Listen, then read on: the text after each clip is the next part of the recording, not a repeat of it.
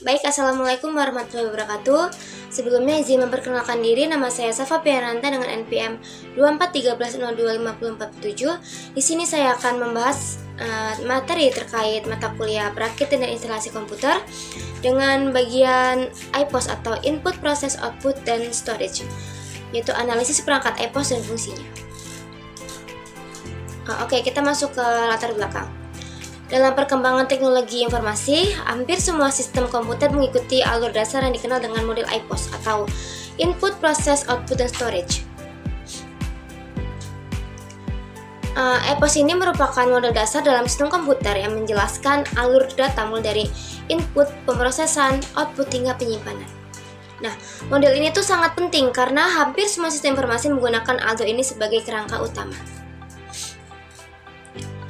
Dalam perkembangan teknologi digital, penerapan IPOS banyak ditemukan di berbagai bidang seperti e-learning dalam pendidikan, transaksi pada e-commerce, hingga layanan perbankan. Karena itu, pemahaman IPOS penting tidak hanya bagi mahasiswa teknologi informasi saja, tetapi juga bagi siapa saja yang ingin memahami cara kerja sistem informasi modern ini. Lalu ada konsep dasar dari IPOS. IPOS sendiri berperan sebagai kerangka dasar atau kerangka fundamental dalam sistem informasi yang menjelaskan bagaimana data mentah diolah menjadi informasi. Nah, tahapan pertama itu adalah input. Dia itu merupakan data mentah masuk ke dalam sistem. Data tersebut diproses melalui perangkat keras dan perangkat lunak agar berubah menjadi informasi yang lebih bermakna. Nah, informasi yang dihasilkan itu tuh kemudian disajikan kepada pengguna sebagai output. Lalu step yang terakhir itu ada data dan informasi tidak langsung dibuang, melainkan disimpan dalam storage agar bisa dipakai lagi jika diperlukan. Nah, dengan cara ini, data tidak hanya berhenti sekali pakai, melainkan menjadi aset jangka panjang. Oke, lalu di sini ada gambar tentang bagan alur IPOS. Ada input, process, output, dan storage. Nah, di sini saya akan mencoba menjelaskannya. Pada bagan alur IPOS ini terlihat bahwa setiap bagannya tuh saling berhubungan ya. Nah, input ini tuh menjadi awal masuknya data. Lalu data itu masuk ke tahap proses. Nah, proses ini tuh diolah dengan CPU, memori, dan perangkat lunak. Nah, hasil dari pengolahan di proses ini tuh ditampilkan pada tahap output ini. Misalnya kayak berupa laporan atau tampilan di layar komputer kita. Nah, selanjutnya informasi itu akan masuk ke storage ini, baik sementara di RAM ataupun di permanen, atau di hard disk maupun cloud-nya. Nah, yang menariknya itu, data yang sudah disimpan bisa kembali menjadi input baru untuk proses berikutnya. Dengan begitu, IPOS membentuk siklus informasi yang terus berputar. Jadi dari input, proses, output, lalu dia ke storage. Lalu masuk ke input. Nah, tahap input merupakan awal dari alur IPOS, yaitu dia tuh memasukkan data mentah atau instruksi ke dalam sistem. Nah, data yang dimasukkan tuh bisa beragam bentuknya, mulai dari teks, angka, terus gambar, suara, hingga sinyal dari sensor. Nah, apa saja sih perangkat yang digunakan? Misalnya tuh perangkatnya dia tuh ada keyboard, mouse, scanner, kamera digital, hingga sensor IoT yang dipakai pada sistem modern. Seperti ini ya, ada keyboard, ada mouse, dan ada kamera. Nah, hal penting dari input sendiri itu kualitas data yang dimasukkan. Jika input yang tidak akurat, maka hasil informasi yang keluar juga tidak akan optimal. Oke, lalu selanjutnya ada proses.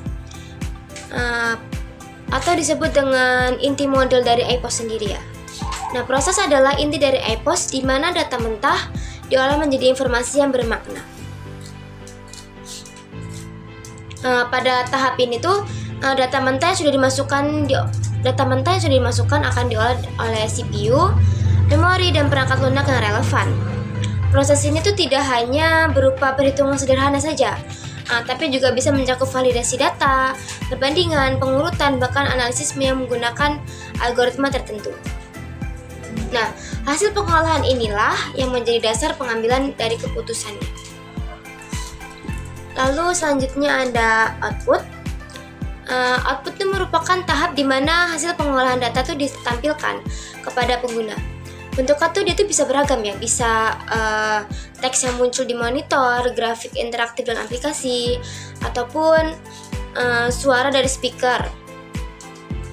Nah, fungsi utamanya tuh menjadi sarana komunikasi antara sistem dengan pengguna, misalnya dalam laporan keuangan ataupun dashboard analitik.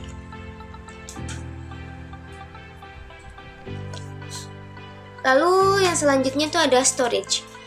Storage atau penyimpanan, tahap di mana data maupun informasi itu disimpan agar tidak hilang. Nah, penyimpanan dari storage ini tuh bisa bersifat sementara, kayak RAM, ataupun permanen ya. Nah, kalau permanen tuh dia tuh bisa hard disk, SSD, optical disk, dan cloud storage. Nah, fungsi dari storage ini tuh sangat penting karena menjamin data tetap aman meski sistem dimatikan. Di era sekarang ini penggunaan cloud storage semakin populer karena memungkinkan data diakses secara real time dari berbagai perangkat dan memudahkan kolaborasi dari banyak pihak. Yang selanjutnya itu ada kelebihan dan kekurangan. Yang pertama itu ada kelebihan, dia tuh model iPOS itu tuh sederhana dan mudah dipahami. Lalu selanjutnya ada dapat diterapkan di berbagai bidang seperti bidang akademik, e-commerce, hingga perbankan. Namun, model iPOS ini juga tuh memiliki keterbatasan. iPOS ini kurang cocok untuk menggambarkan sistem yang kompleks dan dinamis karena dia tuh tidak mengakomodasi kontrol dan feedback. Padahal, dua hal ini tuh penting dalam sistem modern. Karena itu, untuk sistem yang lebih rumit, iPOS bisa dilengkapi dengan pendekatan lainnya. Oke, selanjutnya ada penerapan nyata dari model iPOS. Yang pertama tuh ada di bidang akademik ya.